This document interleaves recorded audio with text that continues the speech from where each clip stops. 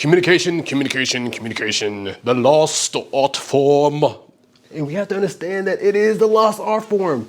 Relationships in general are in jeopardy because of no communication. I know it sounds cliche, but it is the secret. It is the secret. It's a secret.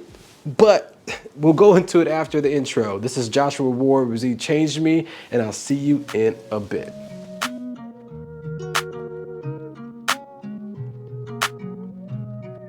Hello, YouTube fam. I love talking to you, aka talking to myself, but it's important because today's conversation is about communication. All right. So with communication, it is huge. And I was like doing the research on it, and I was like flabbergasted how much information is on communication, which makes sense why it's so always used as the answer to fix any situation. And I thought I was like, I always ask old people, how do you live together for 60 years? Communication. I was like, dang, I'm getting tired of this answer, but I'm starting to realize more and more how it is about communication and what's important. So I'm gonna do a series with this. This may be 7-8 series on communication, but it's a huge one, and I think it can help all your relationships, not just your loved ones, but also with your kids and parents, families, friends, everybody. But before we do that, let me tell you a little bit about my channel. We got relationships, which is gonna be kind of what this topic is gonna be on. Single dad, that's who I am, what I am about. And also I kind of put in parenting in general so people don't feel like I'm just being biased on single dads. A lot of information could be used just in parenting in general. Then you have personal growth and attachment theory. And today's topic is going to be talking about conversational killers. All right, our communication killers, or something that's killing the words that are coming out of my mouth. Do you understand the words coming out of my mouth? I wish I could do like videos. I'm just too scared to do that so I don't get in trouble. But what are the 9 conversational killers? But before we do that, you'll see a common theme of one individual bringing up their concerns and another one smashing it down in different ways, right? Which produces the person who brought up the concern to not want to bring the concern up anymore, but also it's usually because of the person who's smashing it down, their insecurities. And so the more you have a better understanding, it can help the person doing the smashing and also the person who's bringing up the concern, because both people can pinpoint the issue directly as long as you communicate in a more healthy way. Not in any order, but the number 1 conversation killer will be minimizing. Now, minimizing is when a person brings up an issue or a problem or the feelings and another person minimizes it, okay? And that can be done in different jargon from, oh, that's not that bad, or that's not as bad as, or I've had worse. When that happens, the person who brings up the issue feels like, man, maybe my feelings and what I think don't matter, but over time, they start realizing if my feelings and thoughts and issues don't matter, maybe I don't matter. And then it becomes a part where they build resentment because they're not getting their feelings addressed and their issues addressed, which resentment, I have a great video on it, and it can wreak havoc on relationships. And then eventually that person who has built a resentment will eventually cause problems and issues down the road for the relationship. And usually it's the beginning of the end. Number 2, being defensive and deflection, right? All right, so when you think about this, it's gonna be the person who's actually being defensive and deflecting. They're being defensive and deflecting because of their own insecurities, and they're trying to hide their flaws. When a person brings up their issues, they're trying to be like, okay, there's a problem, but that problem is triggering that, oh, my flaws might be noticed. I must deflect, right? For whatever reason. I can go more detail with it, but I'm not. And this is really a lot of dismissive avoidance in this situation. Right? You'll see different things from attacking, where a person will bring up an issue, and then now they're getting attacked for bringing up the issue. Why? It was my problem. Why am I getting attacked? Then, or pouting, where it's a person's, so now you're consoling the person because they're pouting, or the silent treatment. Now you're trying to get them to talk.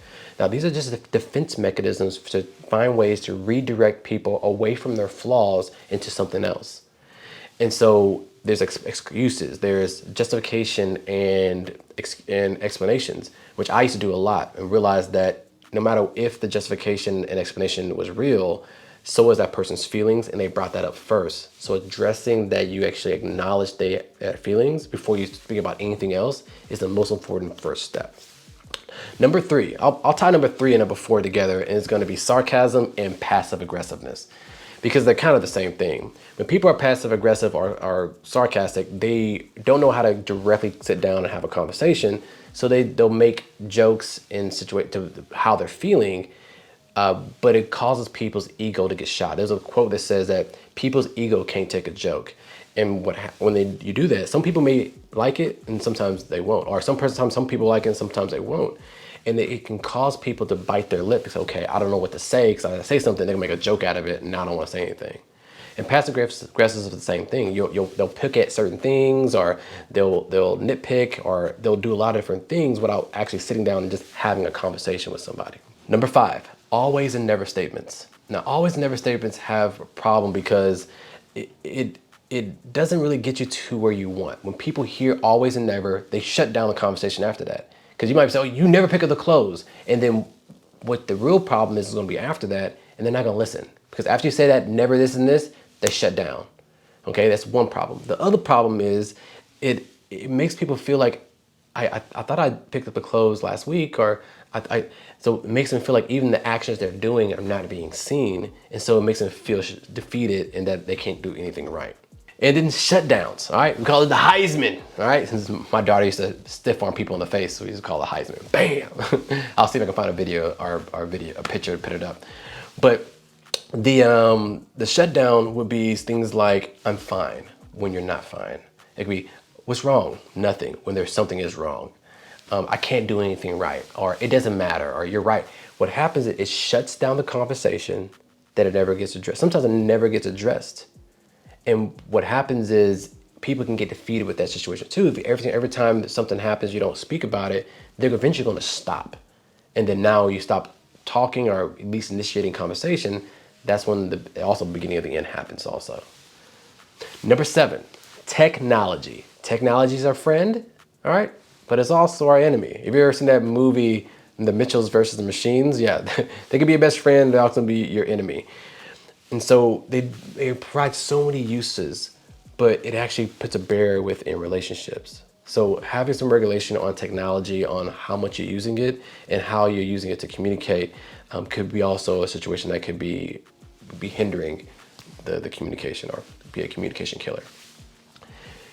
Use statements. I actually got this from my friend Jordan, but he made a lot of sense. When you're stating things that are problematic and you're concerned or issues with, stay away from you statements. Well, you don't do this, man. When that person hears you, they get automatically defensive, which is number 2. They get defensive because now they're trying to defend their honor. So there's definitely ways you can be able to communicate about the situation and how you're feeling instead of talking about you, which is going to get people in the defense mode. And lastly, conversation killers are just be patient. I think people think things should happen overnight. We have a conversation, all right, it's fixed. They've been doing it usually for decades. You can't expect them to change overnight.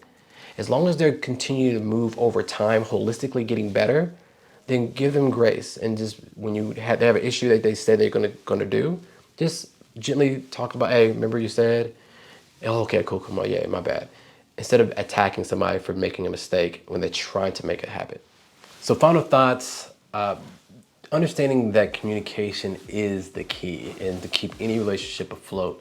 If you're not able to open up about what's going on in your life and be vulnerable and the other person receiving that and leaving space, then it's never gonna happen.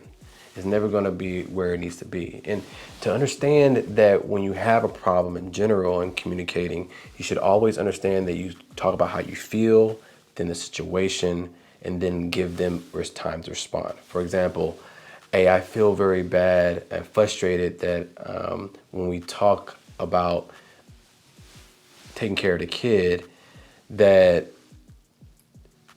it doesn't get resolved and nothing really happens that's beneficial overall. But what do you think? So by doing that, you're not pointing fingers, you're actually talking about how you feel and talking about the situation from your perspective. And then now you're opening up the other person to be able to speak. And now they can, now the answer should be is they should understand your feelings and address, okay, I'm sorry you feel that way. Let's find a way to make you not feel that way. This is a little bit of what's going on my end. So how can we make a way that can make you feel good, but also make sure both people are good and make sure they're within their boundaries. So guys, communication is key. I'm gonna do so many in this series. Please like and subscribe. Please like and subscribe. I just need to do this earlier, but I keep forgetting. But guys, as I end all my contents, love your kids. Please give them a hug. Slow down, give them a hug because they need it. And tell them they're worthy and they're loved just because of who they are, not because of what they do. And so, again, I'm gonna do a lot more with this series and there's gonna be a lot with communication, and you'll see that throughout my channel. And if you like it, put some comments down, put some likes, and just tell me what you think or anything you want to hear with communication. I'll do the research if I don't know, or I'll just give you my personal examples. But thank you for coming, and see you in the next video.